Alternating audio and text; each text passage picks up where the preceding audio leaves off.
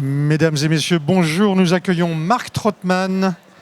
Ladies and gentlemen, welcome. We are welcoming Mark Trotman, ingénieur chez Microsoft qui est de Strasbourg, engineer at Microsoft, living in Strasbourg, who will be talking to us about AI this afternoon. Il vient nous parler de l'IA et de l'utilisation qu'on peut en faire dans les activités de paddle, dans les sports de pagaie. Talking about AI in general and the use we can make out of it in paddle sports. Welcome, Mark. Thank you very much. I can see that the translation is automatic. Translation is used to work correctly. Don't know if you're a French speaker and you can check if it's correct what I said. Let's give confidence to the technology. Mark, the floor is yours. Thanks a lot. Yes, so as said, I'm Mark Trotman. I'm working by Microsoft. That's why there is Microsoft at the top of the slide.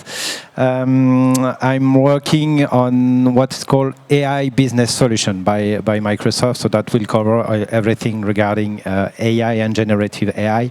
The aim today is to explain you what is AI, what is the history of the AI, and in particular what generative AI can be, how generative AI can be used by your company. So maybe it will be some kind of courses regarding that point. But if you have any question, feel free to address them.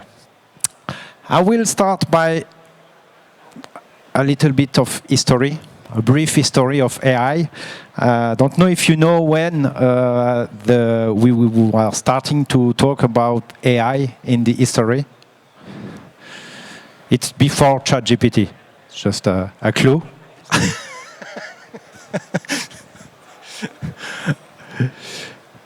In fact, the origin of the AI is around the 50s. In a conference in Dartmouth, that is usually what we call the start of the AI in the world. And what is AI is, the aim of the AI is creating intelligent machine that will replace or surpass human intelligence. We will see that we have sometimes to address this point, but okay. This use case, the basic use case we will have with this original AI about expert systems, automation, shape recognition, natural language processing in games, in video games, where we used to address the original algorithm that are implemented in AI. After that, we have a second part inside the AI that is called machine learning. Maybe you've heard this terminology.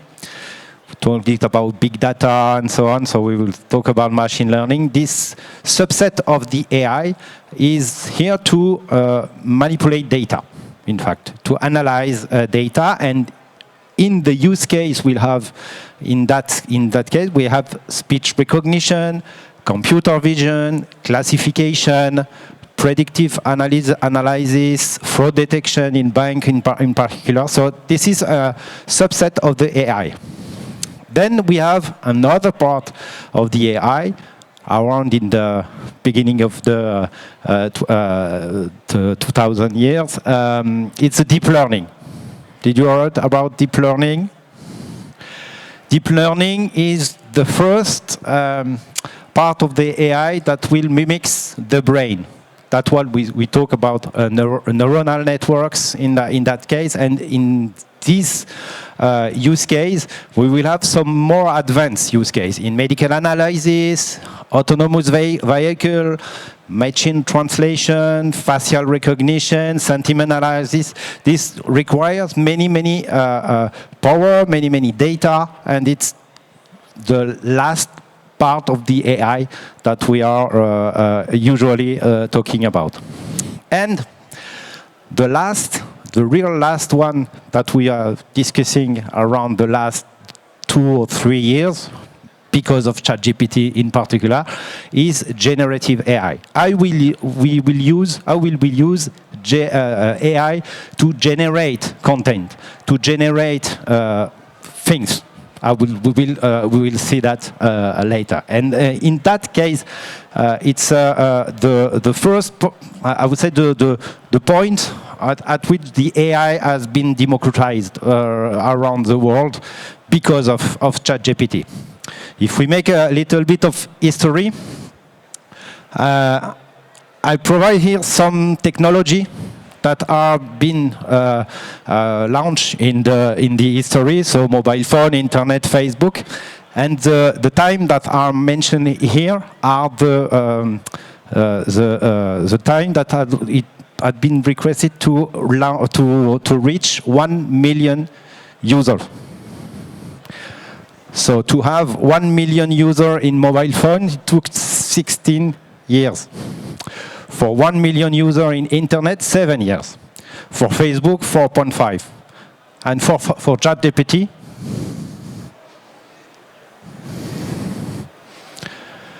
3 months. So that indicates that it's a real transformation. It's a real transformation in the company, in the world. I'm working at Microsoft, so if you don't have any figures from Council Cabinet expertise company, it won't be any slide from Microsoft. But in 2025, if a company launch an application on a computer, if this application has no AI, this application will not be useful for anybody. So that's a real fact. So if we go to the generative AI, in particular in the company, because you are all in different companies, some figures that mentioning that usually executive CIO in company have the strong beliefs that AI will be useful for their company, even in France. Usually in French, we are still waiting that other company will address that in innovation. But even in France, it's also the case. And we'll see about Copilot in Microsoft. Who knows Copilot? Thanks. Users that use Copilot at 70% are more productive in their day-to-day activity using Gen AI, and we will talk about that later on. I will go very quickly on that, because you have, with the AI and the way you are interacting with a computer or with the AI in general, there is several ways in which you can interact by voice, by gesture, by video. There are many ways to interact. I will go very quickly on that.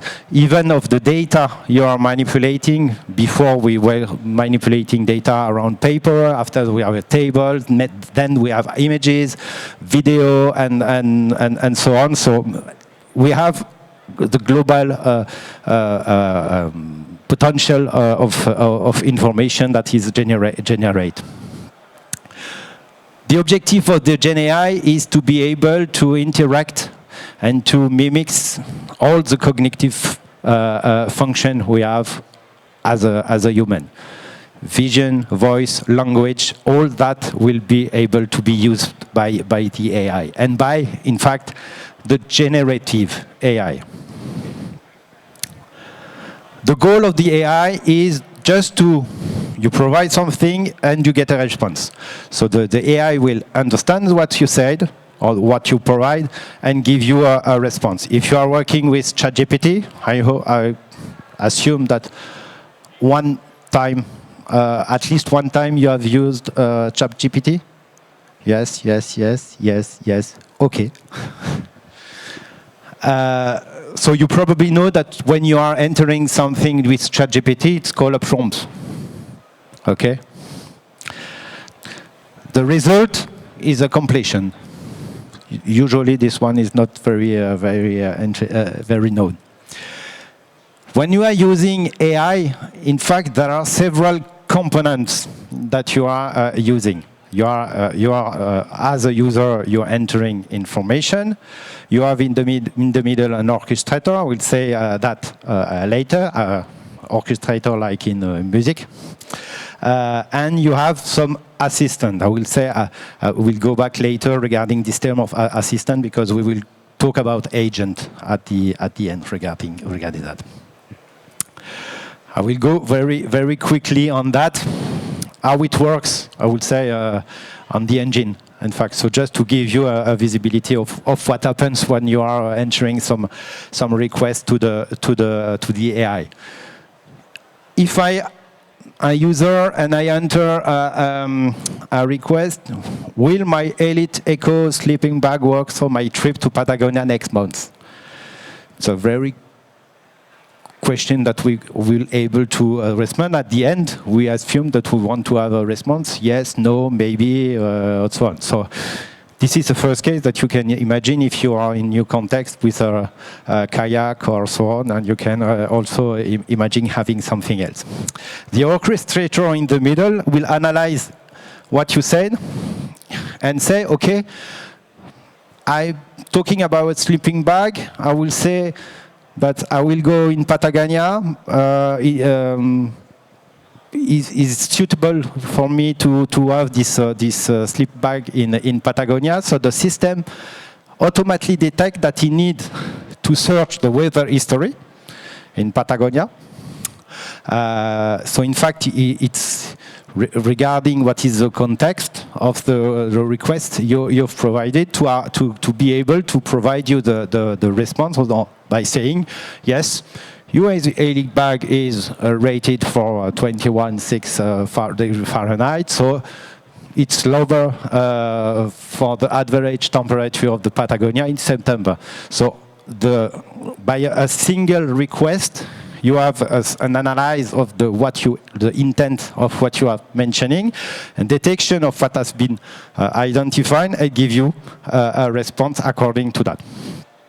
Usually, if you go to in Google, and if you are using a web search, classic, you won't have this kind of information because the orchestrator in the middle will not reasoning, will not detect that, okay, Patagonia, sleeping bag, I need to know the temperature, where do I find the temperature, and give me the result based on the temperature I get from the weather website and so on.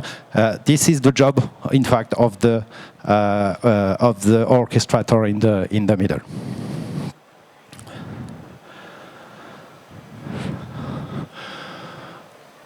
I will go very quickly on this side. Maybe this slide could be provided at the end, you think? Yeah? Okay.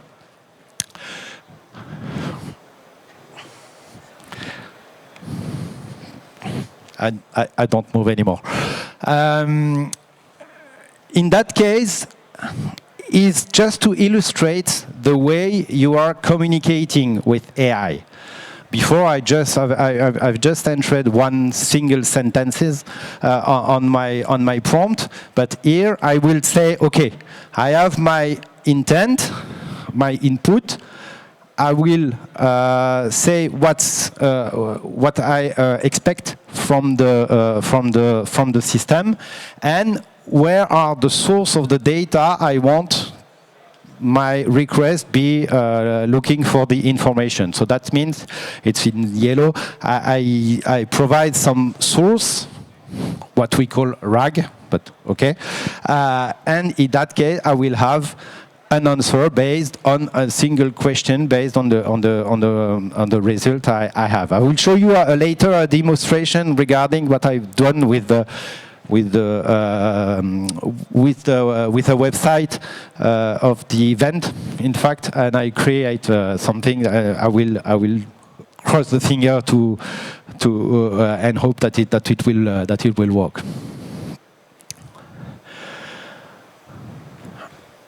when we are talking about generative AI, in fact, there is no one single generative AI, because the generative AI will depend your expectation, what you want to provide as a result.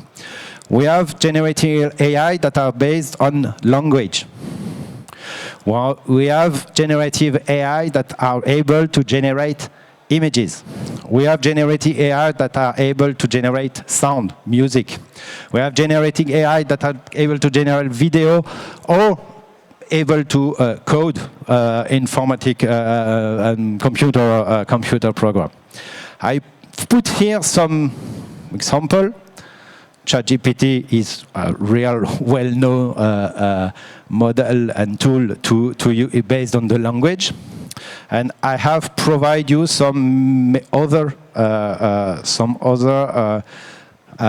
model.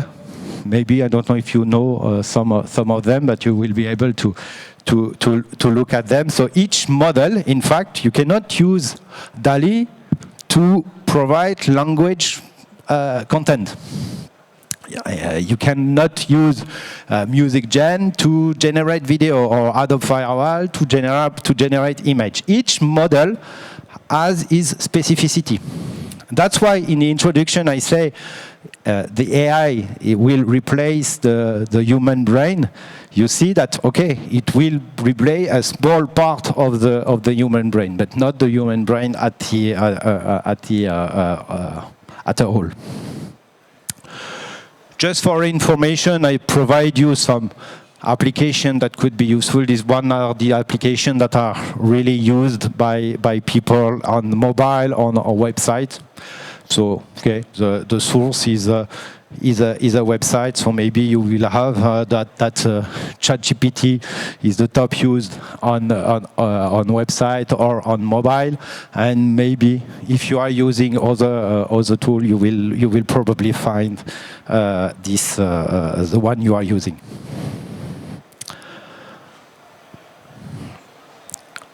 When you are using generative AI, we could classify, in fact, the use case we will have into several parts. The aim of the generative AI is to provide you content, to help you to generate content. This content could be helpful in the domain of creation and writing by provide you some content, help you to think about some many ideas on concept of if you want to be trained on something, you can ask the AI to generate something. I don't use AI to generate my complete set of slides, but I used AI to translate the slide from language to the other. So you have several parts: creation and writing, analysis and structuring. So that means if you have a set of data, for example, a bunch of Excel files with many data, you can use AI to help you analyze what you have as information within your Excel file. So these are generic use case. For example, if you want to, before I was mentioning in the history of AI. That AI is able to perform sentiment analysis. Sentiment analysis. That's when you have a comment on your website or on your Facebook pages or so on, to be able to automatically detect that the intent of the guy who provide this comment is a negative comment or a positive comment. Because as you on your job is the best thing is to react immediately to a negative comment. So in that case, you can have some automatic process that will analyze each comment that are provided on your web page and launch and trigger an action, a specific action you have to do on your site.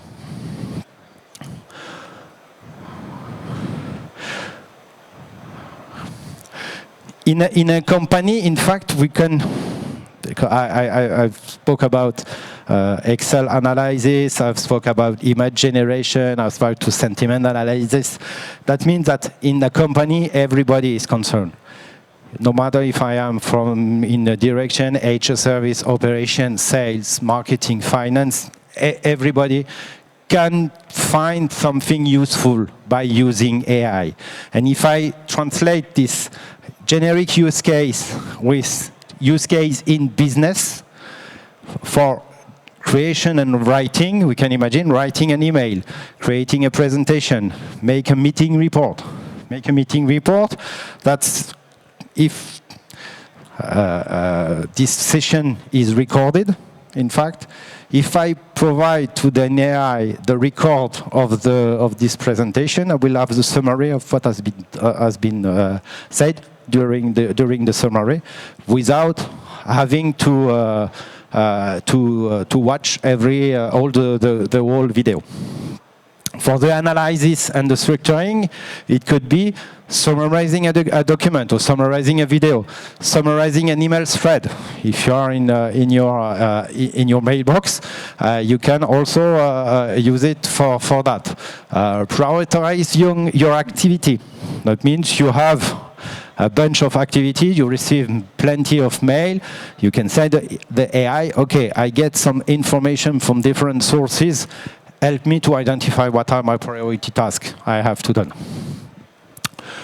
For support interaction, translate a message, translate a presentation, improve or correct a message. You are writing an email. You use AI to write an email. You can continue to add some new idea on your email, and you say, okay, I know the guy on the other side. If I am too friendly with him, I know that he will not accept my email. I need to be more formal, so I can take I can say to the AI, rewrite my email by using a tone that is more formal than the one I usually mention, without having to work a lot on that.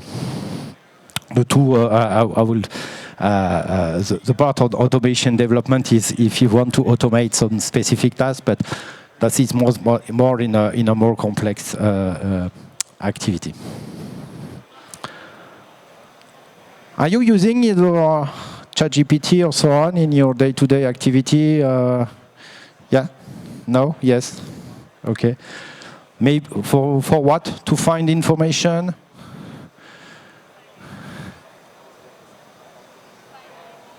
Okay. To find ideas. Okay. Yeah, to find ideas. Mark, I've got a question about the slide before. Yeah. All these actions that the AI can do. Yeah. You showed us a list of applications. So there is like 2 or 3 applications per action. Is that how it works? Yeah, if you are using, that's why I mentioned at the beginning, but when I say there is no one generative AI, there is several generative AI, because the model are specific to a specific task. After that, you have some software editor that provide you some application that will allows you to do the same, all this activity within the same interface. I'm not here to make an advertise about Microsoft, but typically Copilot is the aim of the application, is to be able to have a central point. And no matter I want to write an email, no matter I want to generate a presentation, I want to generate an image, I will generate a video, I would say I have a single entry point. Otherwise, I need to go to ChatGPT for one activity. I need to go to another tool to perform another activity, and so on. And you have no integration between the activities you are using.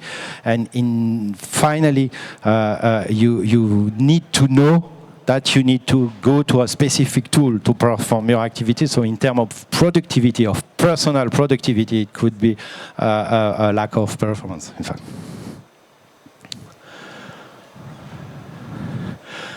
The challenge when you are using AI, and I will not cover everything, the first one is this one.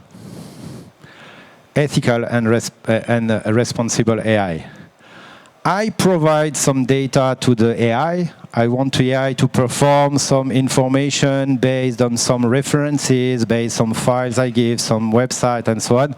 What will the AI do with the data I will provide? So this is a point that is really important. We will speak a little bit about technique, and there is also a big part within company that is regarding the human and organization. Because from many years, we're used to work with website, not we work with AI. And the way to work with AI is not the same than the way we are working with website or we are working without computer, in fact.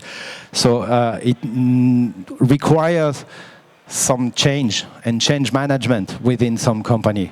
If you are a small company, so I assume almost of the company here are a small company, it will be easier to change, but it's a change. And you cannot say, okay, I will use AI and okay, and that's it. No, you need to understand that it's you need to change your behavior in your day-to-day activity. Just a focus on the ethical and responsible AI within a company in particular. When you provide information to AI, it's important that the result you get is based on the data you are allowing to have the information from. In a company, if you make a request, what is the salary of my boss, you should not get the information about that. And the AI should be based on that and should respect this security of access. Also on compliance and conformity for example, GDPR constraints or for regulation constraints and so on, AI should also be able to respect this consideration. Privacy, of course. Your data, if it's personal data, you don't want to share this information with people within this company. But that's the first part. But there is another part regarding AI. It's responsible AI. And by responsible AI, I mentioned the fact that we need to respect equity. You need to respect reliability, confidentiality, inclusion, transparency, and responsibility. Why it's important? Because by using AI, you will have some what we call bias. In fact, you will. If I will show you an example after by generating an image with the AI. At the beginning of the generative AI, in fact, if you are asking, for example, that generate me an image of a manager within a company, 99% of the time it will generate a man. Because it's most of the data we have today on internet and so on manager are men. And since the model are trained based on historical data, on data that exists on the internet, statistically, the probability that a manager is a man is really high, so the AI will generate you this kind as a main. And there are many examples on that.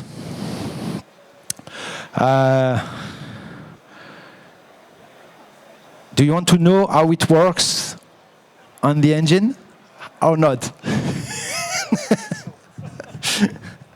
Okay. So you are a user. When you are entering for AI, you are using an application and you are entering a prompt. We will see after that there is no other way regarding that. This application can be a web application, mobile apps, and apps you have on your computer. It could be any way way that you have to enter information. It could be entering information by text or entering information by voice. When you are interacting with your phone, you can directly interact without typing on the keyboard. You can just be able to ask. So this is a bunch of applications that you will have from Google or Microsoft. The application on which you are working could be ChatGPT, could be Copilot, could be Gemini, could be any of the application I show you in your previous slide. This prompt, in fact, will query what we call the model. And this model is really specific about the task you want to perform. If you want to generate image, as I said before, it's not the same model that if you want to perform to generate an email. So you have many model. Sorry, and you've heard about OpenAI. You heard the term of OpenAI or not? Yeah, OpenAI own ChatGPT, in fact. But there are also French company called Mistral, and you have many models. In fact, I have just a sample here. If you want to check, you have model from different companies. You have model from Meta, from Facebook, Mistral, and the list is 1,000 model that can be used. And so we won't ask you to understand which are the model to use. You use the application, and that's it. In fact, when you are using ChatGPT, it used until September a model that is called GPT-4o, and in the beginning of September, it used GPT-5. Okay, you don't have to know it. That this is a stuff for people from technician, I would say. But in fact, the ChatGPT has changed the way the model that is used beside. The model is trained on data. This data could be from anywhere, from web sources, could be internally, could be depending on what you provide. So it could be in Google Workspace, in the web, in business application you have on your specific database you have on your site. Could be Excel files, it could be anything. And of course, to run on that, you need to have some infrastructure on that, and this infrastructure could be this is what we call the data center. So Azure, Google, AWS. So there are many providers that will perform that. So an application, the prompt via the application will use a model. The model has been trained on data, or you can add some specific data, and it runs on the infrastructure. But it's not it's not finished, because the way you are working, it could add you some competency, so skills. I'm able to generate image from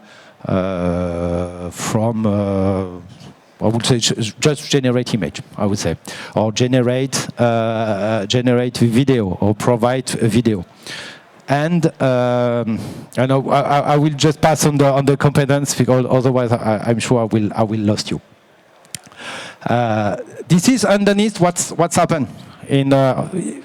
This is a simplified schema.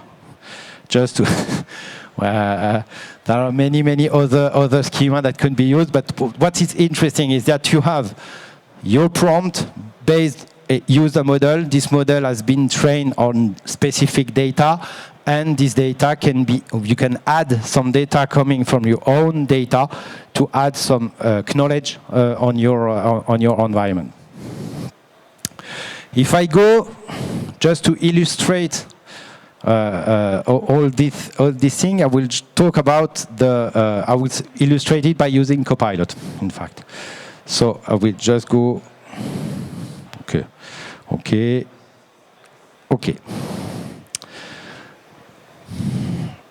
On the previous schema, say a user need to enter a prompt within an app. In fact, here I am a user, I'm using a prompt within an application that is called Copilot. And I will change, I will show you.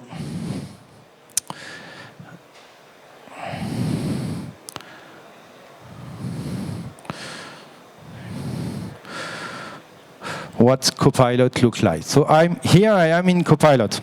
If you are using ChatGPT, probably you say, no, it's ChatGPT. No, it's Copilot.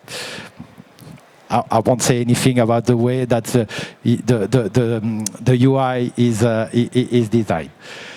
Here I can enter my prompt, basically, and so I will generate, like ChatGPT, a type of request. I get an answer. What I would want to show you is the create menu. If I go to the create menu, if the god of the network are with me, okay. Okay, I am on the sample images I've generated before. I will just show you. Yeah, this is the real starting point on the create menu, I say. In that case, I have the opportunity to generate an image, to create a video, design an infographic, design a poster, design a story, edit an image, and many other things. Edit a document, create a banner, create a presentation. And in that case, that could be useful in your case, in your company, because when you need to provide something, you will be able to have a single interface to go to create something on that. I try to here. The prompt I say was to say generate an image that is of a group of persons on a paddle in the mountain. That's all. Okay. So I have. If we take a look carefully, we will see that it's been AI generated, but could be realistic, I would say. What's interesting, if I have this image, I can say, remove the snow on the mountain. So I just ask originally I asked the system generate me an image of a group of persons of a paddle on a mountain. You say, okay, mountain, usually there is snow on the mountain, so I put snow on the mountain. No, I want to have an image without the snow on the mountain. And that's the moment who everybody should have to cross the finger.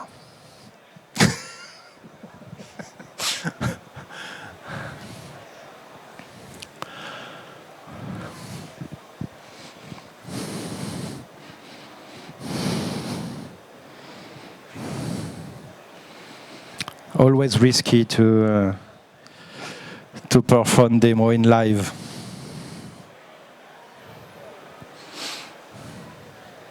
Oh.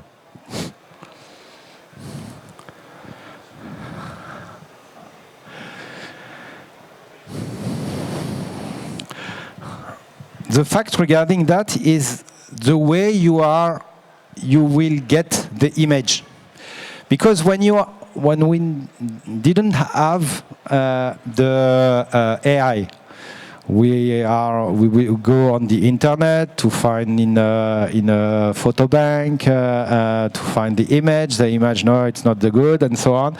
Here, I just described which kind of image I wanted, as I could ask to someone in my company that is a photographer or designer and so on, and provide this image. Here, I'm in a conversational mode with the system. I ask the system to generate an image. The first draft of the image is not suitable for my thing. I can just by saying, okay, take your image and remove this, add this, specify this. And when you are using, when you are building flyers on communication support for your company, this could be really useful because you won't have to get to a designer or so on. You can generate your image by yourself. I put this sample by generating an image, but you can also generate a video on that. So that's... Marc, yeah. Who does the image belong to? Si je veux l'utiliser pour ma société, if I want to use it for my company, who does the image belong to? Yeah.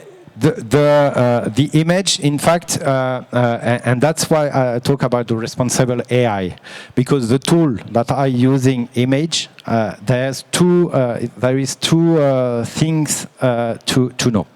First, the model has been trained based on many thousands of images.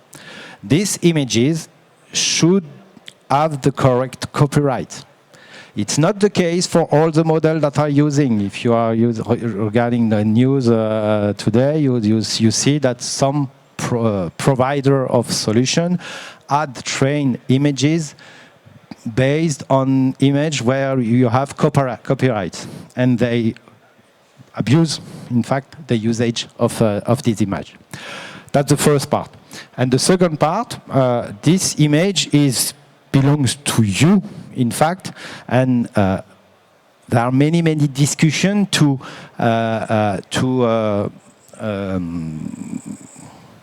provide the information saying that this image has been generated by AI. You cannot say, okay, I use this image, but you say that this image has been generated by AI. So this image can be your, but you say it has been generated by AI. It's at this time it's really it's a really important point. That's why I'm mentioning the responsible AI. But you need to take care of the tool you are using to generate your image. So I will not go deeper on the different options you will have, but just here, if I go back here, you can see you can create. If I create a video, I can just have to say, okay, create me a video about this conference, and I will have a video explaining me what the conference of AI is about, and I will have a video based on the trained data you will have. So that could be a way to generate information. I can, if I provide here my PowerPoint of the presentation, I could say to the AI, take this PowerPoint and generate a video based on this PowerPoint. And you will have a video, and you will have, after that, something that it could be more suitable to consume by you.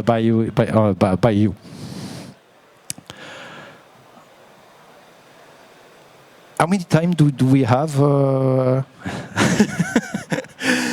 I will stay in a demo mode. In fact, I have many other things to say, but I will stay in a demo mode. Not only because I prepare the demo, but maybe it will be more interesting for you. I have created here. You have something that is called notebook.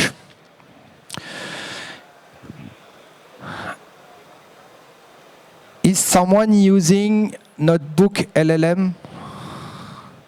No, okay. Notebook. When I was explaining how you are interacting with generative AI, I always tell you, you get a prompt and you got a response. You remember I was speaking about an orchestrator later on, saying that this orchestrator will do many things, and this orchestrator can run some assistant. This assistant, we will collapse that and saying that could be an agent. I have created a single, what we can call an agent, but it's not really an agent. I create a notebook that I call Paddle Sport. And this notebook, in fact, is just a small agent that say, okay, I allow you to ask me some question about information I have in a set of document. The set of document is the document I've mentioned here. Here I have a Word document that is called Listing Paddle Sport with Glow. I will explain you why this name after that. You will understand why where this Word document came from. And here, if I ask list, okay, list the paddle sport. It will not go to the internet, it will not go anywhere, it will just go in my document I provide, and it will provide the result of the information that are inside my document. So in your company, if you are managing set of document on your document, in your company, if you are managing several documents, you can provide all these documents into a single place and create some kind of agent where you can use query to get information that are inside this document. And the way the things are provided is really, it's well presented. So I have here the water-based paddle sport, and I have also a court and racket paddle sport. I think it's not the same thing. It's not the purpose of this exhibition. Yeah. But these are the information I get from my Word document. My Word document, I will just show you the way I generate this document, because I have used one other agent that is called researcher here. And this agent, the only thing I ask to this agent is saying that.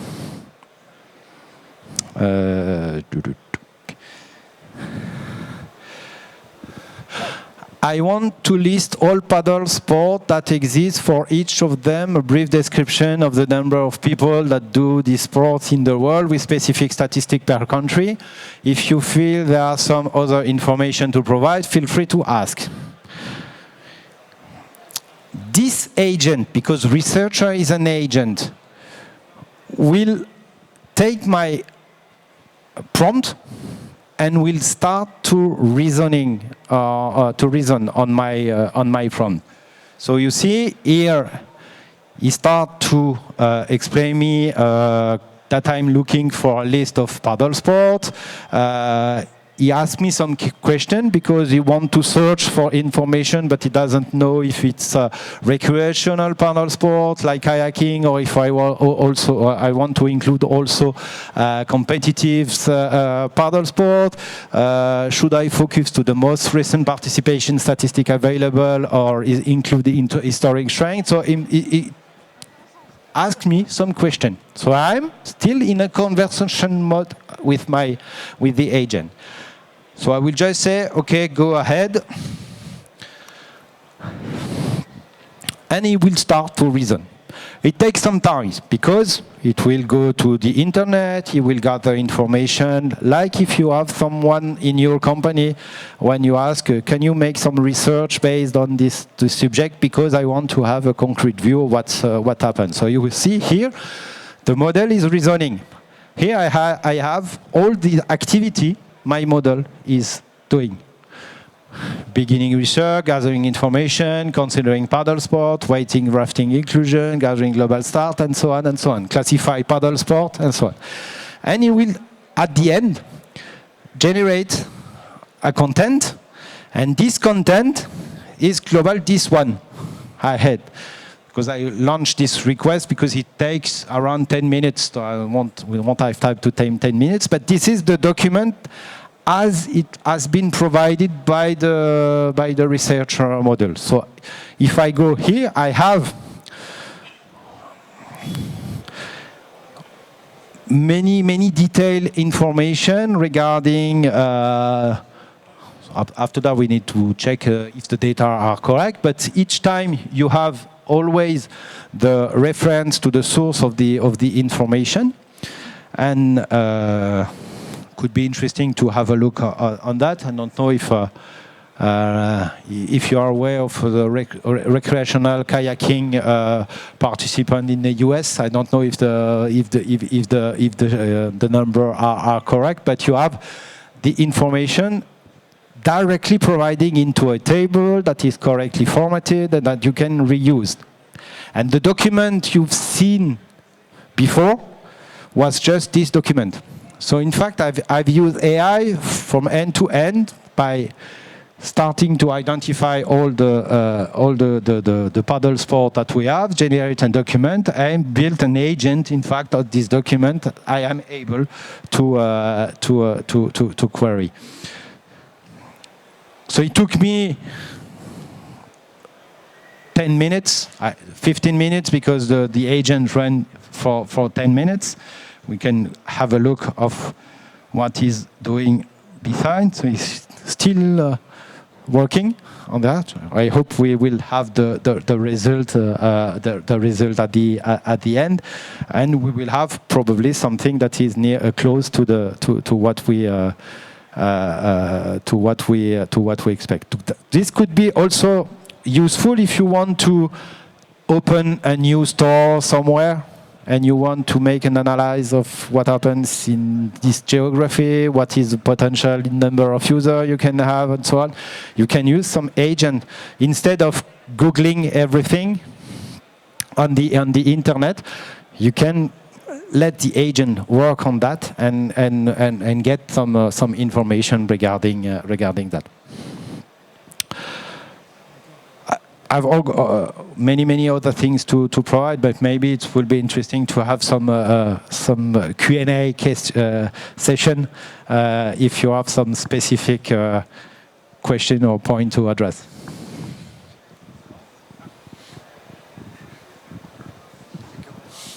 Hello. First of all, congratulations. It's very interesting, this presentation. My name is Stefanos. I'm from Greece. I have a small sea kayak company there. So my question is how all these things can help my company. This is the first question. And the second is that, in your opinion, what is the future of AI? What is next?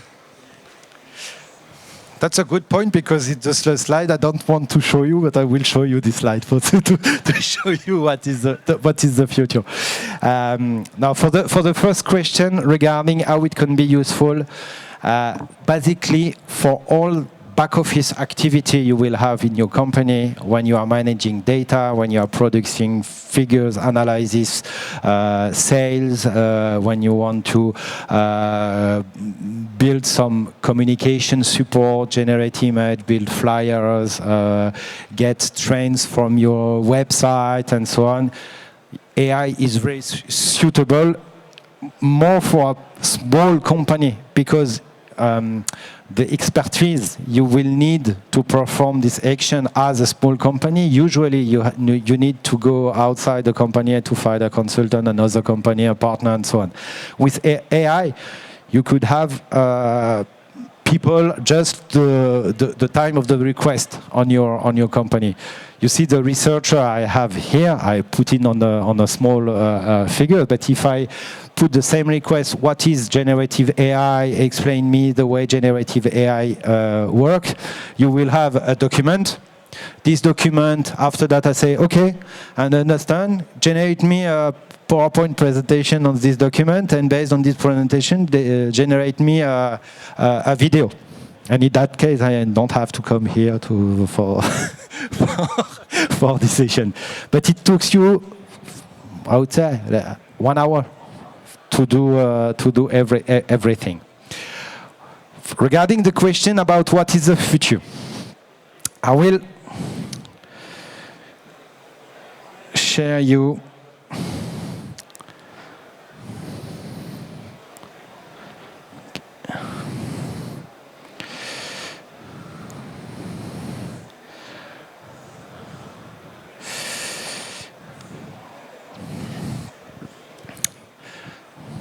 usually we say that we are in the season 2 of generating AI.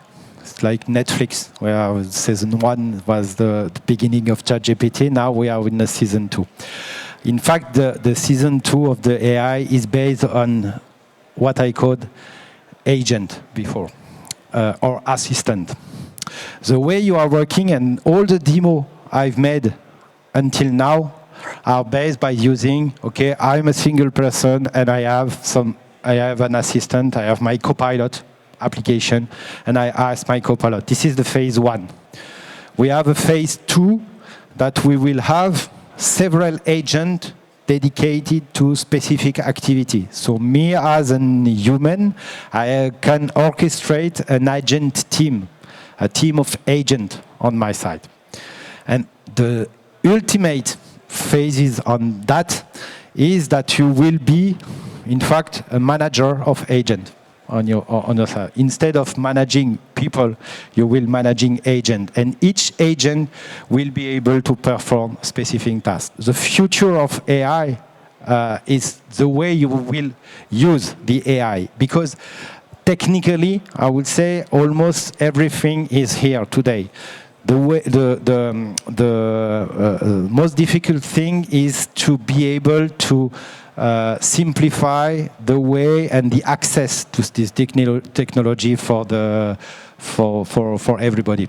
That's why I find it was interesting to go in the engine and to understand how it works, because usually we say, okay, it's quite normal, okay, but there is many works there behind that. And yes, the phases is really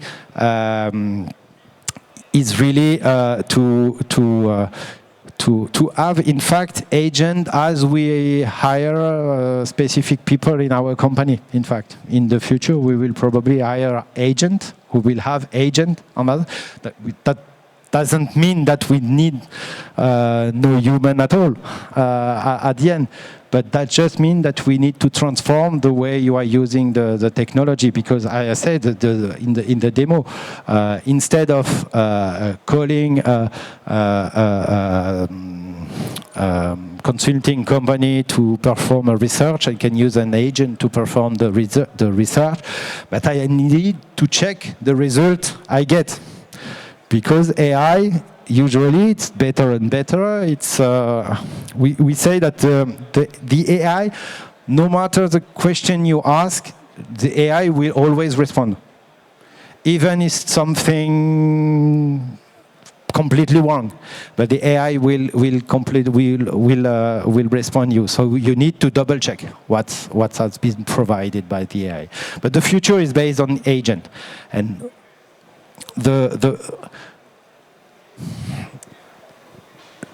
I would say the future is based on this part, the part of the learn. The AI today is provided as is. If you are using an agent, you will have the agent that will give you result based on the knowledge the agent has learned from. But if you don't provide any additional information to the agent. He will always provide you response based on his knowledge.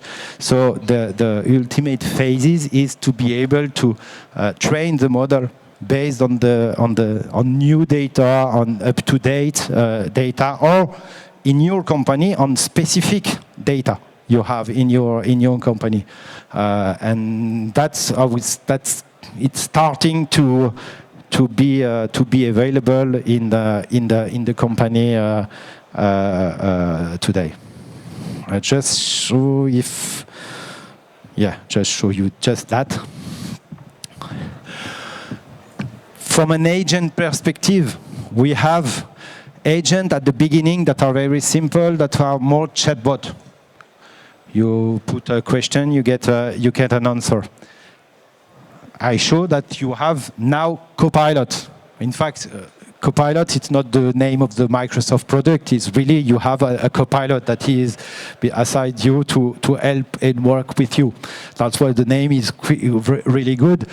And the more advanced usage of agent is that you will have agents that are working alone and provide you a result alone, that we call autonomous agent, that will decide things. Autonomous vehicle, for example, Tesla and so on, it's an autonomous agent because he decides by himself. And we need today to be sure that we have the right decision by the vehicle. I will just see if the model has finished.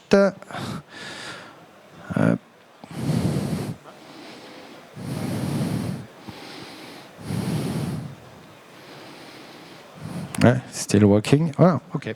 Still working. Well, still working, but you won't see anything. Duplicate. So we'll trust your own result. Yeah. You need, but that's the result. So that's the result of what I've just entered as a prompt before. You have some specific table. It's not the same than the previous one I've generated, because if you are using AI, if you ask twice the same question, you will not have twice the same response. Globally, it's the same, but you won't have the same response. So if I go here, you will see I have more specific table within my document, and I can, this document, if I want, I can,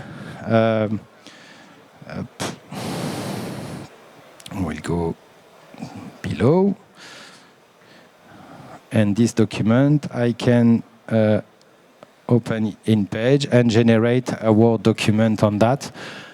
So I just have this in my Copilot, and I'm just ask him to generate a Word document, and here he will generate a Word document, and I have a Word document completely useful for what I need to do.